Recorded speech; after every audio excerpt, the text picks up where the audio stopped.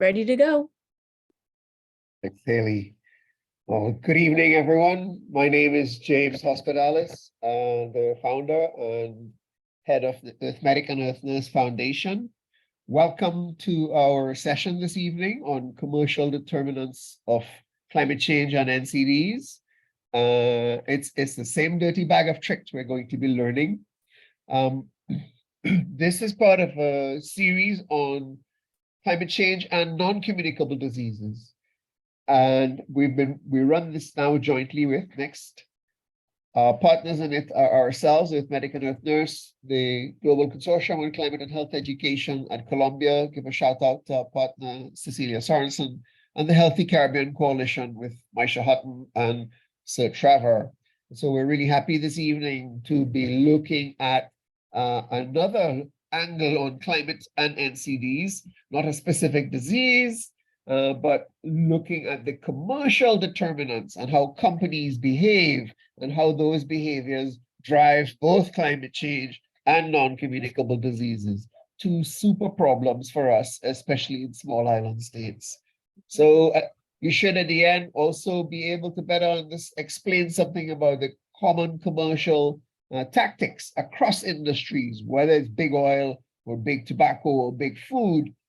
You find that they behave similarly to cast doubt on science, and we'll be hearing that from our presenters. And then what are the implications for research, for advocacy, for legal redress we'll be hearing about. Next. Joining us this evening to bring these thoughts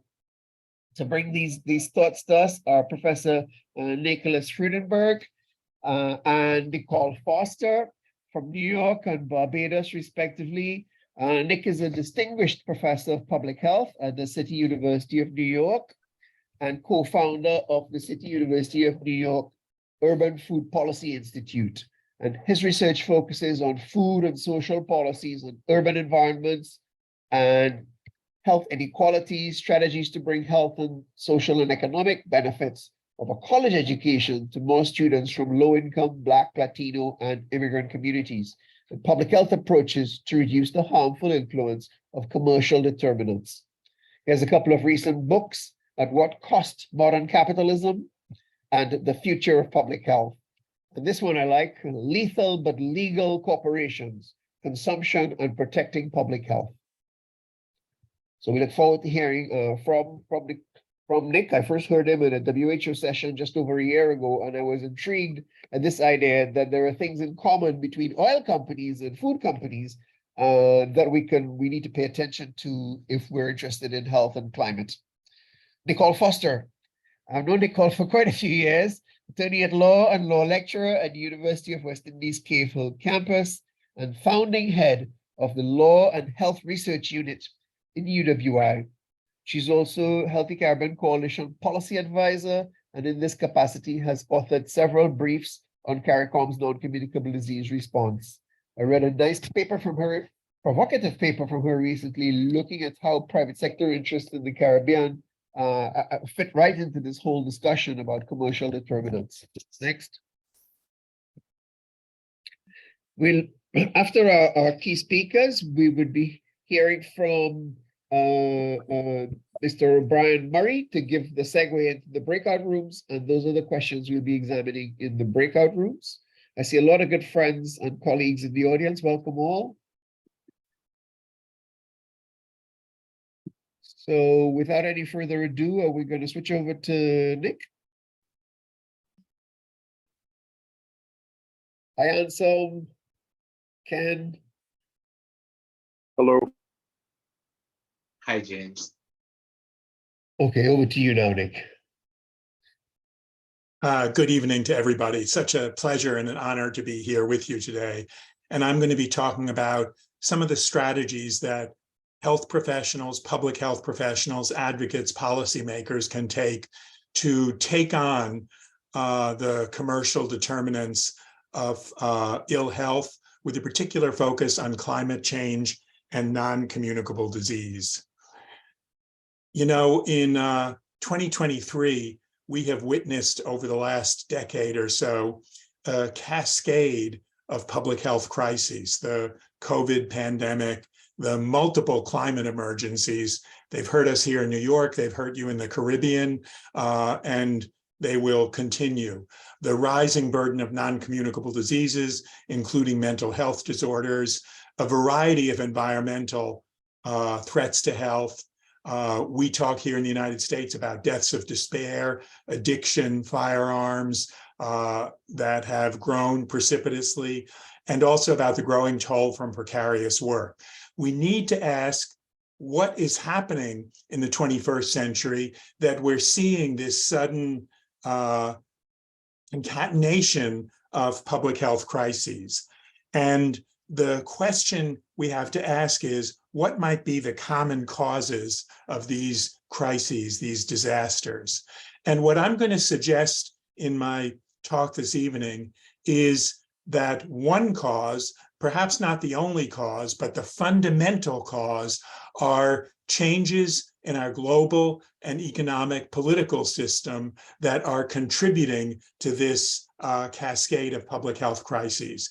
I choose to use the word capitalism. I know some people prefer not to or are uncomfortable with it, but I think whether we love, hate, or are indifferent to capitalism, it is the system that is bringing about so many changes in the world, and we have to understand it as a system.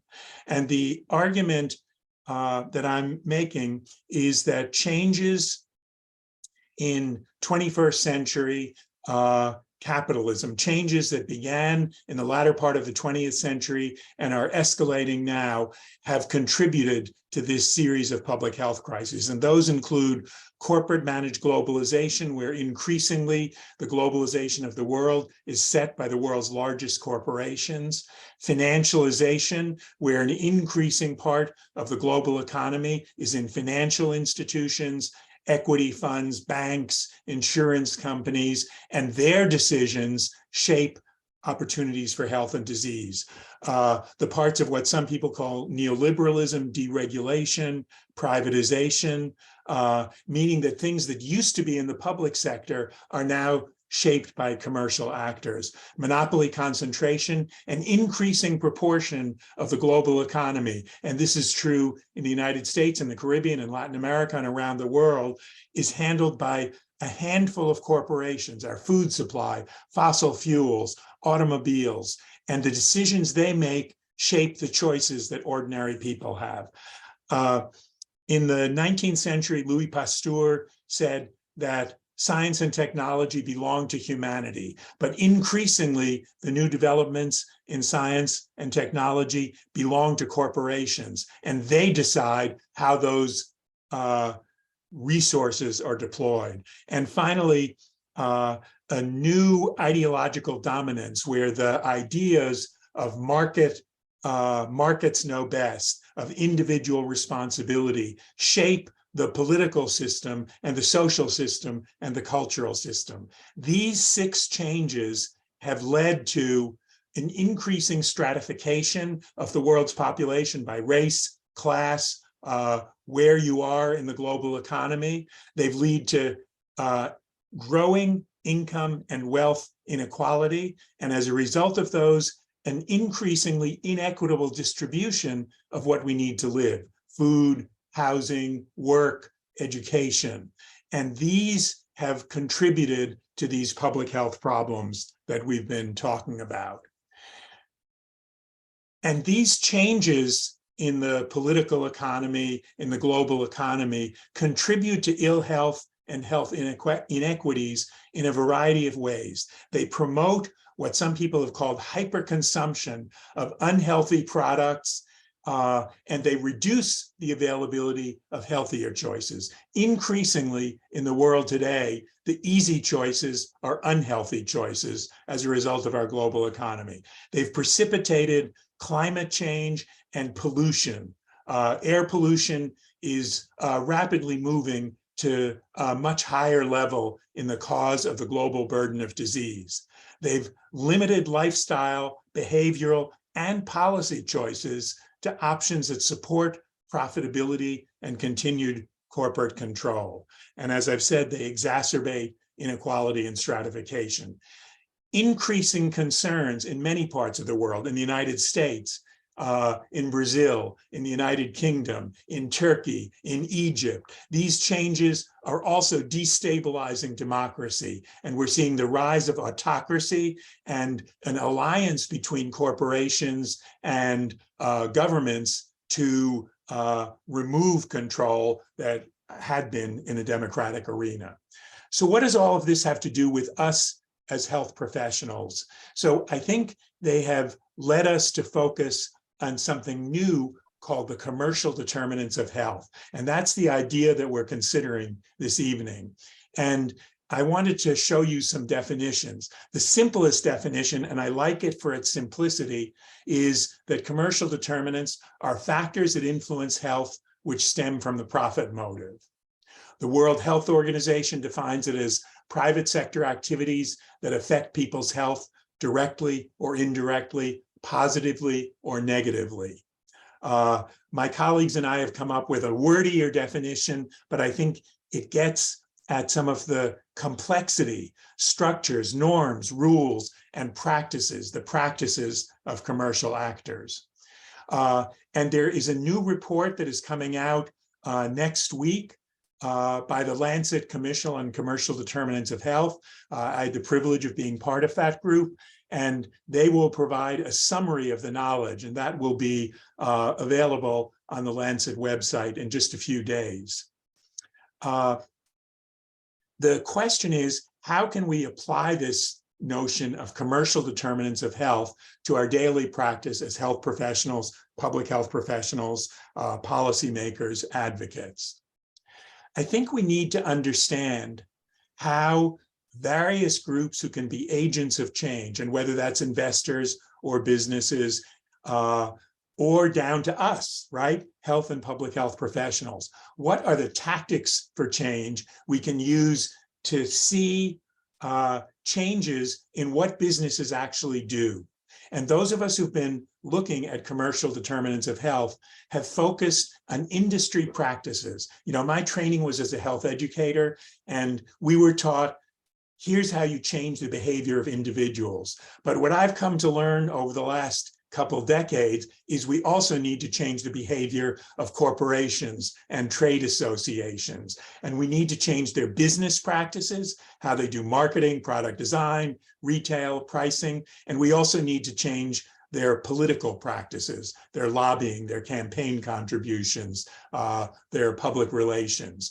And what we're trying to change is how they produce products, the practices of the big companies that influence health, McDonald's, Coke, Pepsi, Nestle, Exxon, and we're looking to bring about changes in a variety of sectors. This is a broad overview, and I'm hoping that you can start to discuss tonight how this conceptual framework might influence your practice. One of the things that we can do is we can introduce new ideas. Part of the success of commercial actors is their ideas have begun to change it, but we can begin to change ideas in our role as health professionals and public health professionals. In my Institute of Urban Food Policy at City University of New York, we have trained young people to develop campaigns to counter-market the products that are making them and their families sick. This McDiabetes sign was made by teenagers in Harlem, and they took it to their schools and their communities to say, you really need to be rethinking when you see a McDonald's ad telling you that you're loving it, what does that really mean? And it was their concerns about their grandmothers and their mothers and their brothers and sisters and the high rates of diabetes and hypertension and heart disease that led them to be motivated to actually encourage their peers to think differently. And as a result of their work, a state senator from New York City got interested in this idea that we've been advancing of predatory marketing of unhealthy foods. And he's now introduced a bill in the New York State Senate to limit predatory marketing of unhealthy food in public places. That's a very clear example of an idea from the community moving into the policymakers moving into policy. And we hope this bill will pass this year, but whether it takes 1 year or 3 years, the idea is now out that public elected officials can limit marketing of unhealthy food that are making all communities, but particularly communities of color, vulnerable communities, children, experience higher rates of illness. I wanted to talk a little bit about ultra-processed foods, because I think for those of us who work in food, they're a good illustration of the utility of this concept of commercial determinants of health.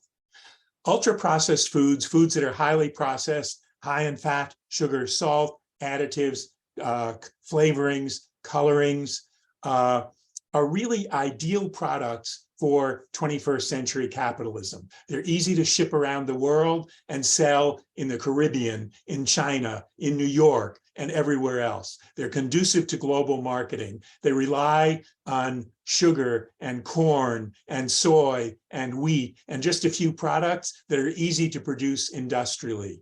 They're produced by workers who can be paid low wages, making them cheap, and so that they can be promoted even to people who don't have enough money. Their use is reinforced by the industrial food system. In some places, they're associated with westernization and modernity, and people think they're being modern by consuming these products. They're hyperpalatable. Some people use the word addictive. I'm not so comfortable with that word, but they're habituating. And if you eat some, it's hard to stop. And it's easy to develop new variants to capture markets.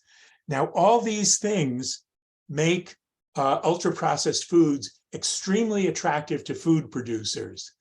But what is good for business is bad for health, both human health and planetary health. And you can see on this figure some of the many ways that ultra-processed foods damage health.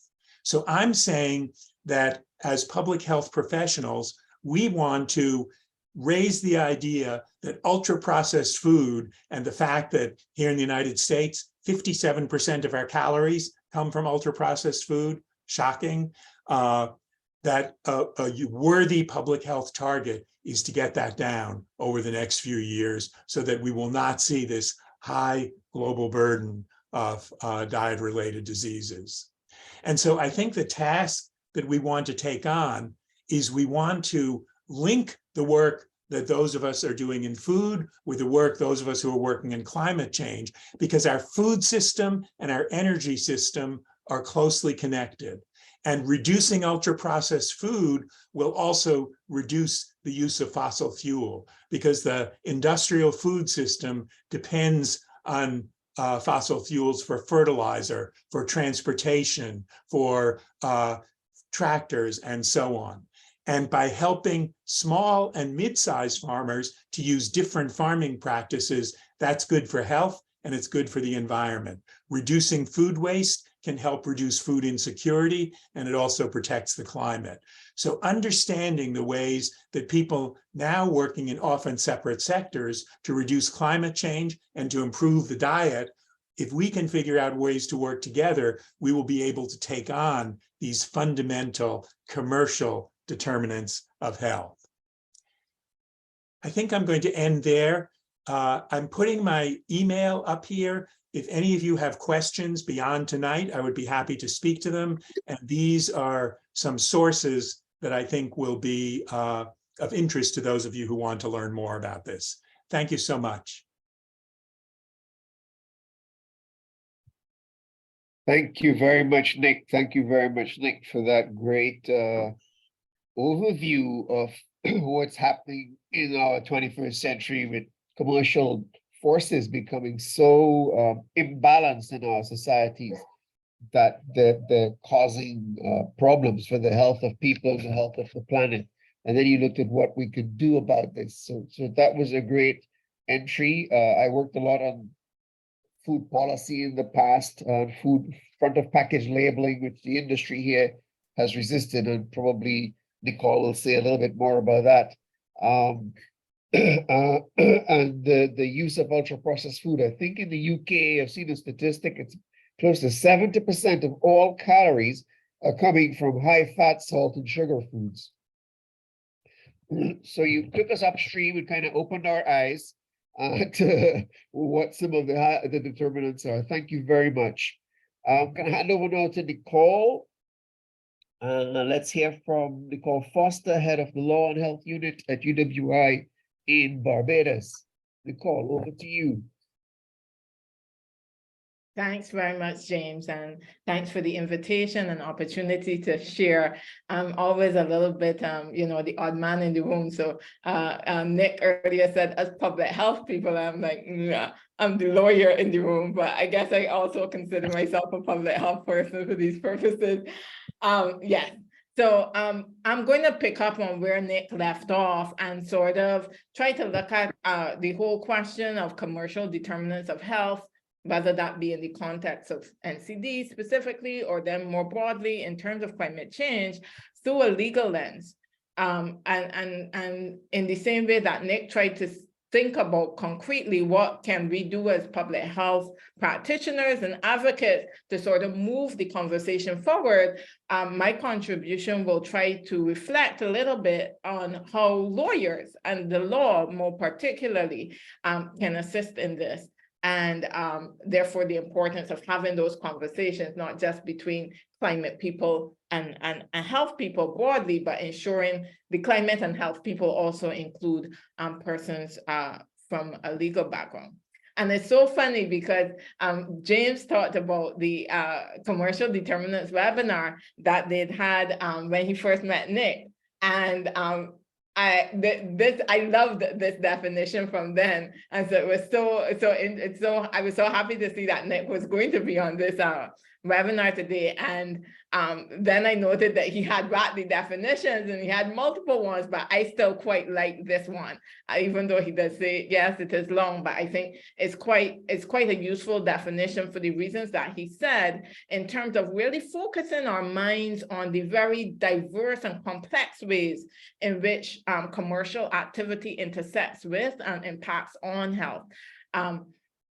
And I think that's as useful to keep in mind, because sometimes maybe we might tend to overlook some of those spaces because it's not necessarily so obvious until we, force ourselves to think about it in these very concrete ways that this definition has indicated. And then even before we had commercial determinants of health, that sounds all very, very complex and formal. But those of you who are working in the tobacco control space, you would know that way back in 2013, before we had, a formal commercial determinants of health, health practitioners, health advocates had a sense that there was a problem. There was something going on in the commercial sector that it was important to pay attention to. And so we have here the comments of former Director General Chan of the WHO pointing out that, it's not just big tobacco, it's not just anymore, it's all of them. It's big food, it's big tobacco, it's big alcohol, and now we'll add big oil, right? And so what has happened since 2013 is just that it's become abundantly even more clear and more prevalent, and thus has really caused us to take a step back and say, hey, look, we need to formalize the way in which we engage with this, because it's just such an important part of what we do. So Nick made the point that, different industries, as I say, same playbook. Right, and that speaks to the commonality of the commercial determinants. So as James himself as well was mentioning at the very beginning, we have very much the same types of tactics that we see, whether it is in tobacco or in food or in oil. And a lot of it revolves around denying and distracting and delaying. And a lot of it manifests itself in terms of trying to challenge the science, or sort of muddy the waters in terms of the science, leveraging political connections and lobbying, etc. And so it's important to be familiar with the playbook so that one has a better sense. And the good thing about the fact that it doesn't change is that it doesn't change. So you can basically anticipate, James referenced the front of part warning label battle that we've been having in the region. And we're always struck by, you're like, my goodness, they don't change. They really don't change. It's the same tactics, right? The same things that we saw in tobacco, the same things that we saw in these other spaces. And just to point out, to sort of contextualize it in terms of the Caribbean in particular, and thanks to Maisha Hatton for this slide. I love the image, so I asked her if I could please steal her slide. And this is not a phenomenon or a problem that is unique, that excludes the Caribbean, as small as we are, or maybe because we're so small. We really do have a significant problem when it comes to issues of the commercial determinants of health, particularly in the space of conflict of interest and management of conflict of interest. And so we have seen, particularly in, most recently, my involvement has been with the advocacy in relation to front of pack warning labels. And we have seen how industry has attempted to vilify certain of the public health agencies, including some of the international organizations that work in this space.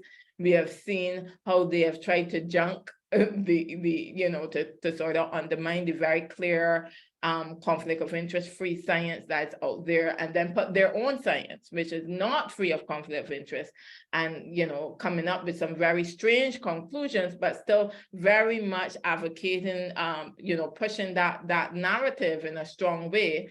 And also to very much in the article that James referenced, that I'd written with Andy Constantine from Georgetown and Sergio Link from Georgetown as well, we reflected a little bit on the whole journey in terms of front of pack warning labels, and certainly the experience in Jamaica in particular was quite concerning, because we saw industry really playing a quite influential and problematic role in terms of the ultimate decisions that were made there, in terms of whether to go forward with the front of pack warning, the high-end warning orthogonal labels, as had been proposed by COSCU, in terms of that being the regional standard.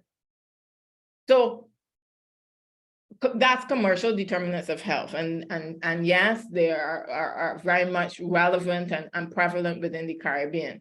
But then what of law? What role does law play in addressing the commercial determinants of health and climate change, in terms of both NCDs and climate change? And the thing about law is, so Nick actually referenced law without even being the person who was talking about law, right? So law is like all around us. And because he spoke about this person that's putting a bill, right, to regulate predatory marketing. And really that is expressed through law. And that is the power of law as a tool, because it has a powerful role to play because of its ability, as Jonathan Lieberman says, in the context of cancer, but this applies across the board: cancer, NCDs, more broadly, oil, whatever it is. The attraction and power and potential of law is very much connected to its ability to regulate the environments in which we live. And that is at a physical level, at a social level, and an economic level. And we understand, with the complex nature of the problems that we're dealing with in the context of both climate change as well as NCDs, we would understand how a tool such as law, which can address those multiple dimensions itself, it could be quite important. And this is just a suggestion of potential legal responses, right? So we could have tools that provide information. We can have tools that guide choices or guide activities by creating incentives or disincentives. We may have tools, legal tools, that, so either policy or legislation, that restricts choices or activities, or indeed eliminates them altogether. And so you have a quite wide range of options in the context. The law is not a one-stop shop. It's not a one-size-fits-all response. It really does provide the opportunity for you to fit the response to the particular challenge that you have. And that's quite important in terms of trying to have an effective response to both NCDs and climate change. And if we think specifically in terms of at an international level, we can think of things such as the United Nations Guiding Principles for Business of 2011, which speak of the human rights considerations that come into play and the need for business to pay attention to the impact that their work has, their activities have in terms of human rights. And then, of course, everyone is very familiar, you know, the jewel in the crown, Article 5.3, FCTC, even though we still have challenges effectively implementing it, but was quite a victory to have that language in there, sort of making as part of the binding obligations within the treaty, this need to keep big tobacco at a distance because of the recognition of the inherent conflict between those interests. And then sort of building on tools such as Article 5.3, we've seen more recently both WHO and PAHO developing their own tools. So those are not now so much formal legal instruments, but very much based on the types of legal understandings and principles that would have informed things such as the Business and Human Rights Guiding Principles, as well as Article 5.3. So in a sense, almost trying to flesh out and build in greater detail how one goes about really living up to these expectations. And that's at the international level. But even at the domestic level, we have opportunities that the law presents. And thanks to Maisha once again here, we were having a conversation on a different matter, and she mentioned to me about this provision in the Surinamese constitution, which I find is quite interesting. I have to do some research as to how they're implementing it, but they have there within their constitutional text, which everyone would appreciate is the highest law of the land, right? A provision saying that the law is to guarantee that the mode of exercise of trade and industry is not contrary to the national and public interest, and notably public policy, health, morality, and state security. Sorry for the typos there.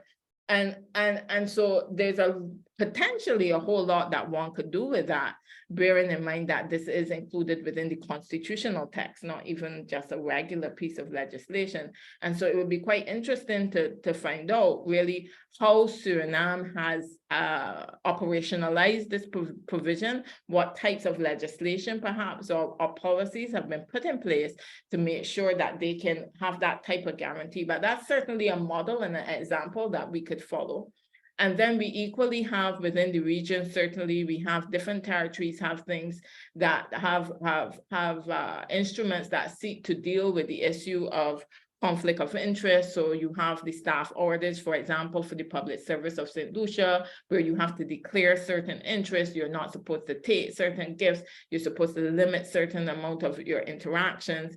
And then also to the Freedom of Information Acts that several of us have, notably here, Jamaica and Trinidad and Tobago have some of the earliest ones, but those very much premised as well in terms of allowing for a level of accountability and transparency, which we know that oftentimes in the context of dealing with industry and the commercial determinants of health more broadly, access to information becomes quite a challenge. And so it's quite important for you to know who's talking to who and on what basis decisions were made, so that you're able to better understand if there might be a problem that can be challenged. And so finally, I just wanted to reflect. So those are broadly our legal responses and some of the specific ways in which law has been and can be used both at the international and domestic level to deal with this issue of the commercial determinants of health, which, as Nick says, is something that cuts across both NCDs and climate change. The tactics are the same. An important dimension to the law and the climate change discussions in particular is the litigation that has been taking place in this space. And as many of you would be aware, there's been quite a bit of litigation, strategic litigation, challenging various states' failure to meet their obligations under the UNFCCC and other commitments, the Paris Agreement, etc. No, they haven't, some are still being determined, some for technical reasons weren't successful. But still, nonetheless, what it has done is raise the profile of these issues and to change the language and the interaction. So now it's no longer a moral discussion, it becomes a legal discussion about rights and human rights in particular. So the climate change litigation has really put a spotlight on the potential of human rights law, encourages us to explore further how we can leverage and exploit the provisions of human rights law to better address issues of climate change and NCDs more broadly as it relates to their commercial determinants. And certainly we have seen in the context of the Caribbean or advocacy on front of Part 1 and labels, for example, that was very much premised on human rights understandings, the right to health, the right to life, the right to information, the right to adequate food, etc. And that was quite useful and powerful in terms of moving the conversation forward over and above just the formal, medical dimensions of the problem of eating too much ultra-processed foods.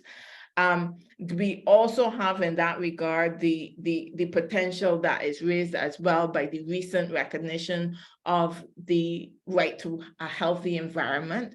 So that certainly is yet another bit of ammunition in that human rights package that can help us maybe build that argument in terms of the need to regulate some of these spaces.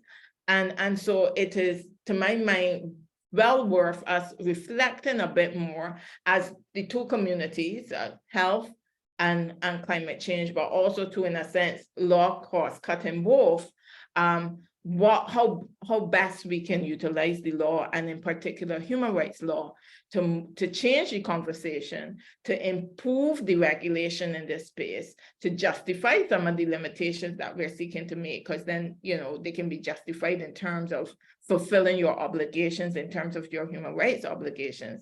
And then the opportunities that it presents, as Nick was saying at the very end, for greater collaboration.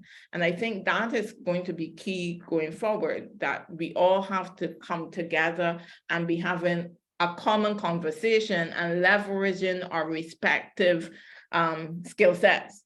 And I say to Michelle all the time that I think even though we didn't get the outcome that we wanted in the context of Front to Part 1 and labels back in 2021, 22, we're still fighting that battle, but I think we were I still count it as a success. And to my mind, it was largely a success in that we were able to really take industry off guard. They didn't expect the quality of engagement and argument and pushback that they got. But we were able to do that because it was not a public health response. It was not a trade response. It was not a legal response. It was all of those things. And so at every meeting and every interaction, we made sure that we had players that could speak to all the different dimensions. And we were trying to talk to each other all the time to better understand the different perspectives. So with that, I leave things there, and I'm of course happy to take any questions or comments in terms of next steps or about the law more specifically. Over. Thank you very much, Nicole, for that. Again, a very interesting talk, looking at the different industries, the same playbook. It really is scary in some ways, but also if you know this, then how can we act? What can we do? And the role of the law in managing it. Mention was not made. I'll mention it because it happened to us in arithmetic. The sort of tentacles, if you will, of corporations and industry and business. We were looking to open a bank account for arithmetic, and our director said, where do the banks that you're considering have their investments? Who has big fossil fuel investments?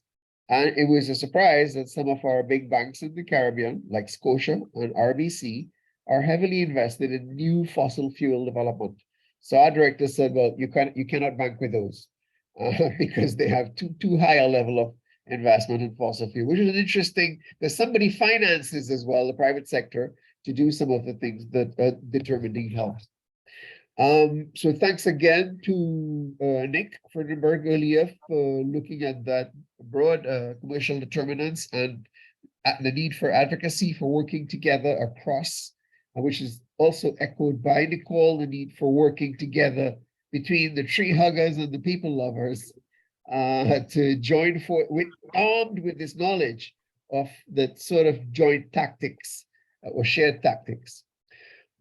We're going to change gears now and look at some material that has been developed by an Arithmetic Working Group chaired by O'Brien Murray and Dasaif Bryce on how do you educate the community about some of these commercial determinants of health. O'Brien, you're going to be presenting? Yes. Okay, go right ahead. Over to you.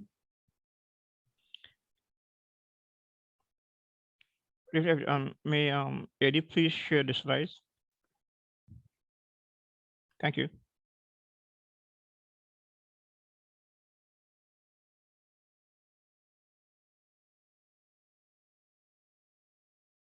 Sorry, just give me one moment. Okay.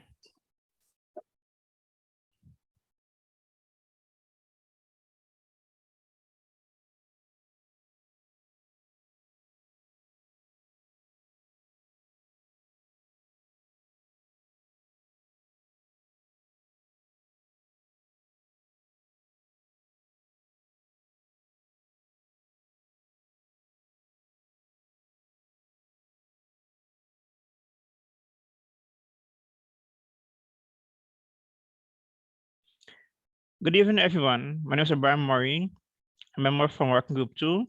This evening, I am honored to present what Working Group 2 have created to inform you as it relates to social and commercial determinants of health and climate change under community awareness and action.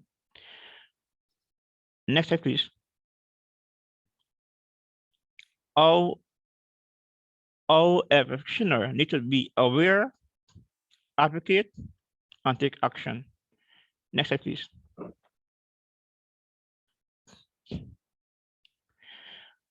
Because of time, I will only list one example on each topic, but you will observe the other examples.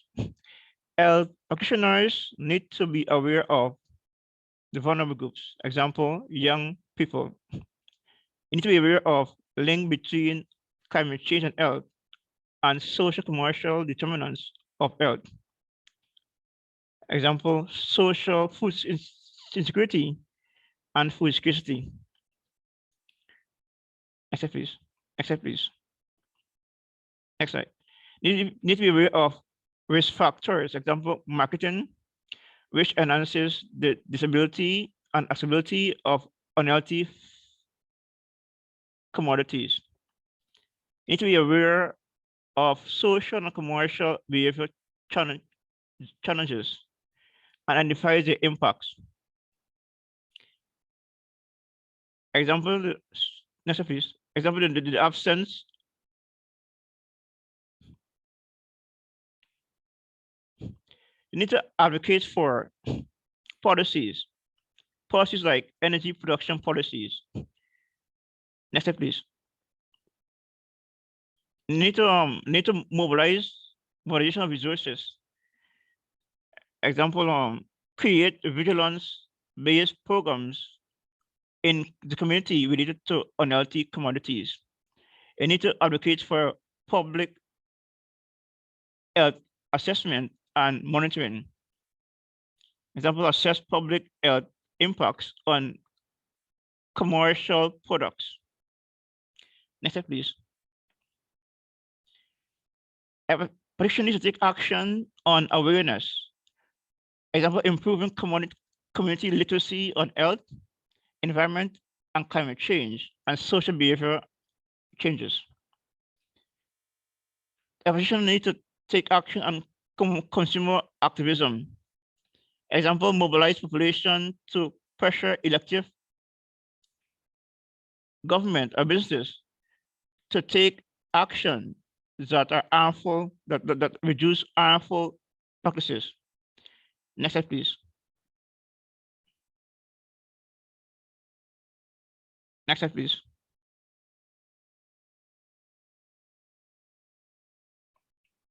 Looks like that's the end of the deck. Oh, I'm not seeing the last part of it.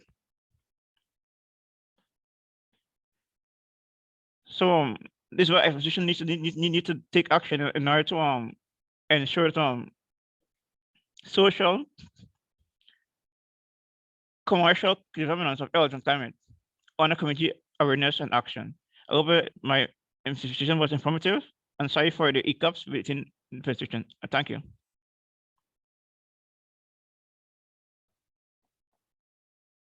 Thank you very much, O'Brien, for that overview of the draft material on how one might educate the community about social and commercial determinants of health.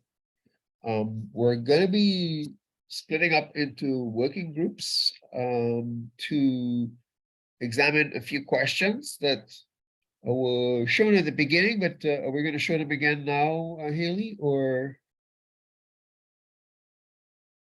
are they available to each of the working groups? Here we are.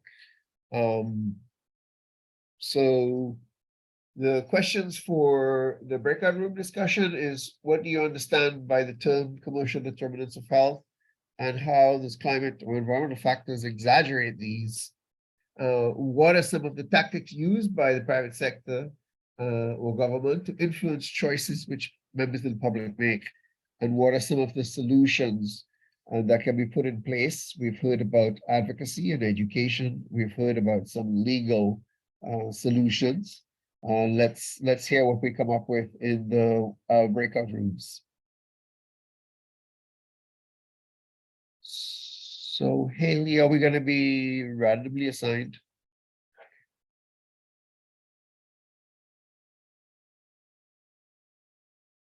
Yep, just opened all the breakout rooms and they'll be about 25 minutes. Thank you. So we'll have 25 minutes.